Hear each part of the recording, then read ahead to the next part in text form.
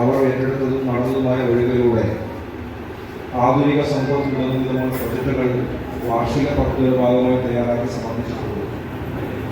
ബജറ്റുമായി വാർഷിക പദ്ധതി ഉൾച്ചേർത്തുകൊണ്ട് മാർച്ച് മാസത്തിനുള്ളിൽ ബജറ്റ് അവതരിപ്പിക്കുകയാണ് പതിവ്.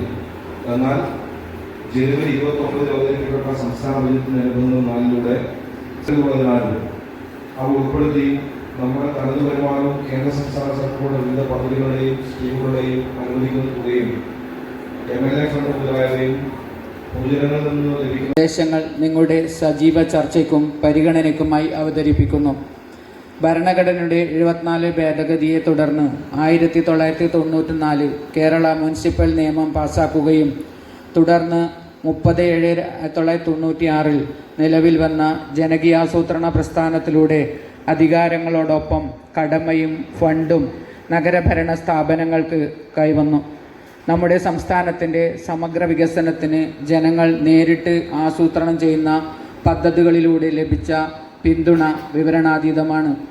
1996 മുമ്പ് ശരാശരി 5 ലക്ഷം രൂപ മാത്രം കൈകാര്യം ചെയ്തിരുന്ന തദ്ദേശ സ്ഥാപനങ്ങൾ ജനകീയാസൂത്രണ പ്രസ്ഥാനം 30ാം വർഷത്തിലെത്തുമ്പോൾ കോടിക്കണക്കിന് രൂപ വരുമാനവും വിനിയോഗവുമുള്ള തലത്തിലേക്ക് പ്രാദേശിക സർക്കാർ ഉയർന്നിരിക്കുകയാണ്.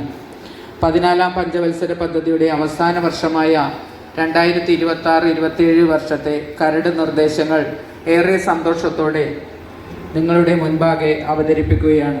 മാർച്ച് മാസം അവസാനത്തോടെ മാത്രമാണ് ബഡ്ജറ്റ് തയ്യാറാക്കി അംഗീകാരത്തിനായി സമർപ്പിക്കുക എന്നതാണ് പൊതുരീതിയും നിയമപരമായ ബാധ്യതയും.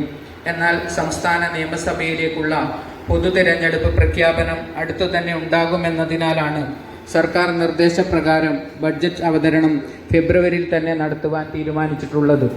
നമ്മുടെ സംസ്ഥാന ബഡ്ജറ്റ് 2026 ജനുവരി 29 അവതരിപ്പിച്ചതിനാൽ സർക്കാർ വിവരങ്ങൾ ഇതിനകം തന്നെ ലഭ്യമായിട്ടുണ്ട്. ആയതിനാൽ 2026-27 വർഷത്തെ പദ്ധതി രൂപീകരണവും വാർഷിക പദ്ധതി ബജറ്റുമായി സംയോജിപ്പിക്കലും ഫെബ്രുവരി മാസം തന്നെ പൂർത്തിയാക്കണമെന്ന് സർക്കാർ നിർദ്ദേശിച്ചിട്ടുണ്ട്. 2025 ഡിസംബർ 21 പുതുതായി ചുമതലയേറ്റ കൗൺസിലിന്റെ ആദ്യ ബജറ്റാണിത്. 2025-26 വർഷത്തെ പദ്ധതി ഭേദഗതിയും മറ്റും വർഷമായ 2026-27 വർഷത്തിൽ സർക്കാർ വ്യക്തമായ ചില മുൻഗണനകളും നിർദ്ദേശങ്ങളും നൽകിയിട്ടുണ്ട്. ലൈഫ് പദ്ധതി, അതിദാരിദ്ര്യ നിർമ്മാർജ്ജനം 2ാം ഘട്ടം, DG കേരളം 2.0, പാലിയേറ്റീവ് പ്രവർത്തനം, ശുചിത്വവും മാലിന്യ സംസ്കരണവും സംരംഭകത്വ വികസനവും തൊഴിൽ ലഭ്യതയും വയോജന ഭിന്നശേഷി വനിതാ സൗഹൃദ പരിസ്ഥിതി സൗഹൃദ ഉൽപാദനക്ഷമതകൾ കാഴ്ചപ്പാടുകൾ ടൂറിസം എന്നിങ്ങനെയുള്ള ഒട്ടേറെ മുൻഗണനകൾ പാലിക്കുന്നതിൽ നമ്മുടെ നഗരസഭ പ്രത്യേകം ശ്രദ്ധിച്ചിട്ടുണ്ട് എന്ന് പ്രത്യേകം പ്രസ്താവിക്കട്ടെ. വികസനം ക്ഷേമ പ്രവർത്തനങ്ങളുടെ ഗുണഫലം എല്ലാ വിഭാഗം ജനങ്ങൾക്കും എത്തിക്കുക, എല്ലാ പ്രദേശങ്ങൾക്കും ഒരുപോലെ അനുഭവവേദ്യമാക്കുക എന്നത് സർക്കാരിന്റെ പൊതുനയമാണ്. വിവിധ ജനവിഭാഗങ്ങളെ ഉൾച്ചേർത്തുകൊണ്ടുള്ള വികസനം സാധ്യമായാൽ വിദ്യാലയങ്ങളുടെ സംരക്ഷണത്തിലൂടെ എല്ലാവർക്കും ഗുണനിലവാരമുള്ള വിദ്യാഭ്യാസം ഉറപ്പാക്കും. സ്കൂളുകളുടെ ഭൗതിക സാഹചര്യങ്ങൾ വിപുലപ്പെടുത്തി പഠന നിലവാരം മെച്ചപ്പെടുത്തുന്നതിന് ആവശ്യമായ നടപടികൾ സ്വീകരിക്കും. സ്മാർട്ട് ക്ലാസ് റൂം ഉൾപ്പെടെയുള്ള സാങ്കേതിക 892 രൂപ നീക്കിയിരിപ്പും പ്രതീക്ഷിക്കുന്ന 2026-27 വർഷത്തെ മതിപ്പ് ബഡ്ജറ്റാണ് ഞാനിവിടെ അവതരിപ്പിക്കുന്നത്. 2025-26 വർഷത്തെ പുതുക്കിയ ബഡ്ജറ്റ് തുക പ്രാരംഭ ബാക്കി 31,44,35,246 രൂപ. റവന്യൂ വരവ് 45,32,86,940 രൂപ.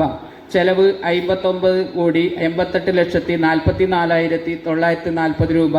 മൂലധന വരവ് 57,91,25,628 രൂപ. ചെലവ് 41,21,98,512 രൂപ. ആകെ 134,68,47,814 രൂപ.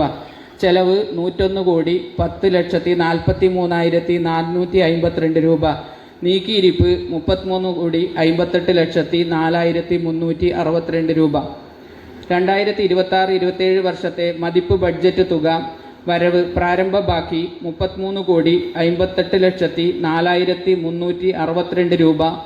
റവന്യൂ വരവ് 53,26,85,410 രൂപ. ചെലവ് 70,12,59,530 രൂപ. മൂലധന വരവ് 52,77,40,650 രൂപ. ചെലവ് 49,53,00,000.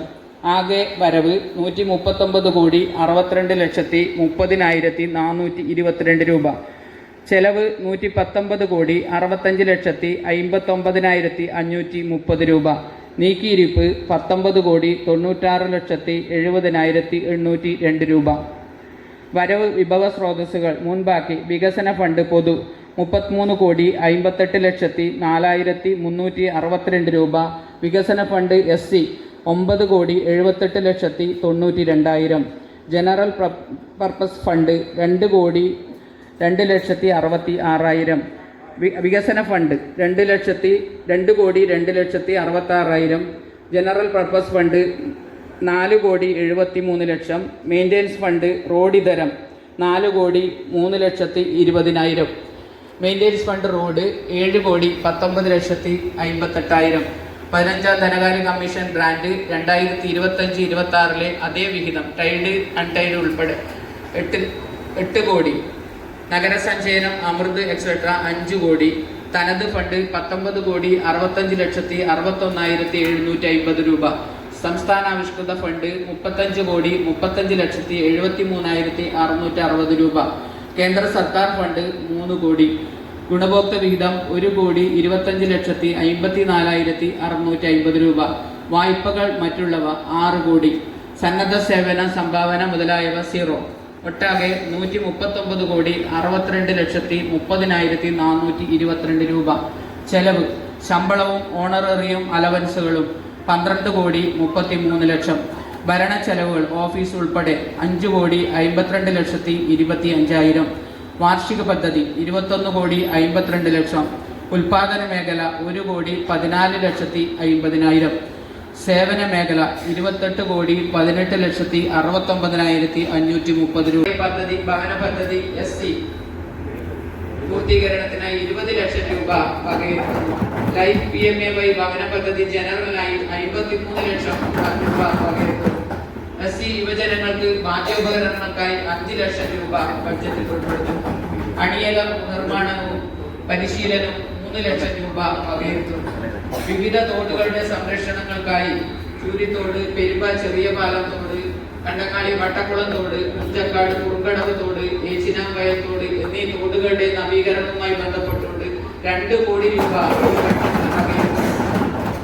SC വിദ്യാർത്ഥികൾക്ക് ഫർണിച്ചർ വാങ്ങുന്നതിന് 5 ലക്ഷം രൂപ വകയിരുത്തി നടപ്പിലാക്കി വരുന്നുണ്ട്. ഭിന്നശേഷിക്കാരായ കുട്ടികൾക്ക് വിദ്യാർത്ഥികൾക്ക് സ്കോളർഷിപ്പിനായി 45 ലക്ഷം രൂപ. ഭിന്നശേഷിക്കാരുടെ മാനസിക ഉല്ലാസത്തിനായി കലാമേള സംഘടിപ്പിക്കുന്നതിനായി 75,000 രൂപ. ഭിന്നശേഷിക്കാർക്ക് ഇലക്ട്രിക് വീൽ ചെയർ നൽകുന്നതിന് 10 ലക്ഷം രൂപ. ഭിന്നശേഷിക്കാർക്കായി മെഡിക്കൽ ക്യാമ്പ് ഉപകരണ വിതരണം പദ്ധതിക്കായി 4.5 ലക്ഷം രൂപ. ഭിന്നശേഷിക്കാരായ മക്കളെ സംരക്ഷിക്കുന്ന രക്ഷിതാക്കൾക്ക് തൊഴിൽ പരിശീലനത്തിനായി